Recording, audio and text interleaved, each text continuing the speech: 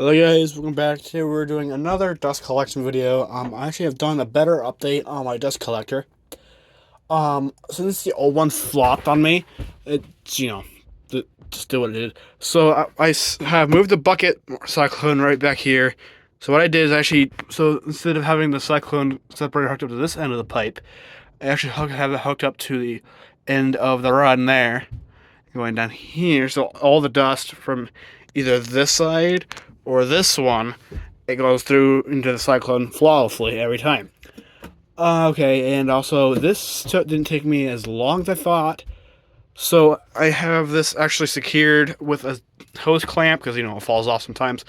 If you want to build a system like mine, I recommend you use sweeping elbows because they need sharp turned elbows, kind of like this one. If you get elbows kind of like this is a 3-inch pipe. Or 2.5, sorry. But with this 1.5-inch, I used sweeping elbows. And the hose I'm using is a 2-inch hose, and it's going into the 2-inch port onto the cyclone. And this is actually the dust deputy from Oneida. I got this from Menards for about $50, and the whole piping structure actually costs me around $50 or $60 for all this. Maybe a little bit cheaper than that, maybe 20. I'll have to look it up. So I have some long stretch of pipes. I got some straight pipe here. I got the four. Yeah, what I did is actually got the 4 of the small, like short end piping to use because it's cheapest and it doesn't. And you don't have to waste any pipe. I cut a little portion of it off here to hook up the hose. I cut a little bit, 1.5 for this section of pipe. And then I put a sweeping elbow here. Instead of a straight T, what I did is I actually did a Y and a 45-degree elbow here. And it works really good. I would recommend you do this instead of a full T because that will also reduce suction on your system and pipe a lot of stress on your vacuum or dust collector, wherever you're using. So it doesn't matter what size of pipe you use, you should definitely always do this. But what I also could recommend is by connecting 2 of these together for making the elbow, but the sweeping elbows work better.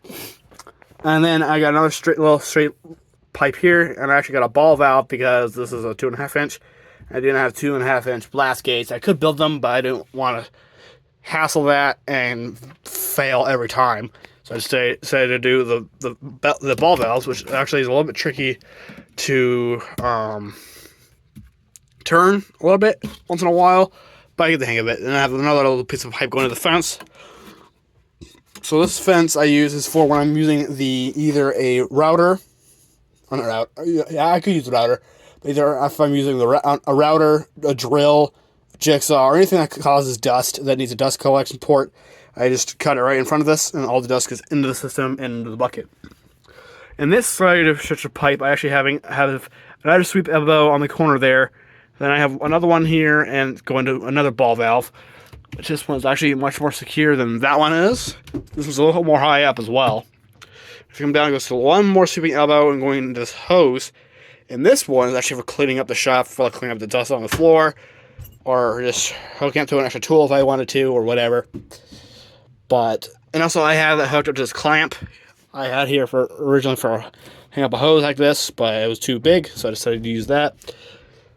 And then the shop vac I actually have plugged into the top of the cyclone, which is the vacuum's all the way down there. And I have the exhaust going to the dust bags. When any dust that goes through the filter, will get into this bag and capture it all. And I wanted some kind of indicator that the system's on. If I'm using ear protection, I can't hear the vacuum very well. I have this on. I have this red light to indicate that the system's on.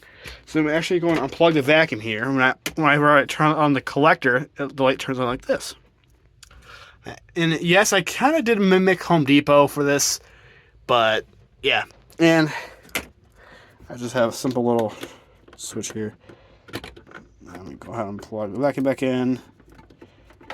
I do not know what I'm doing. There it is. Basically, yeah, that is my dust collection system. And if you ever wanted to actually get a strobe or whatever for the indicator, you can, but I just use a 120 volt light. But you could use like one of those 12-volt strobes and get a 12-volt power supply or transformer to power it, but that's gonna be pricey. And this light only costed me maybe $10. The bulb cost me $5, and the box usually costed me like $2. But it was cheaper than getting a strobe anyway. I have one, but I use it for something else. So, also, if you're installing any kind of dust collection work, I would recommend you ground it if you're using PVC pipe. But if you're using metal pipe, you don't have to. And also, I do recommend you add some GFCI to the dust collector, because if it like fries or anything, it would automatically trip and cut off the power. Or add some emergency stop, like an emergency push station or whatever, for the system. And yeah, that's pretty much all I have for you right now. And don't forget to like, subscribe, and comment, and put on post notifications. And thank you for watching.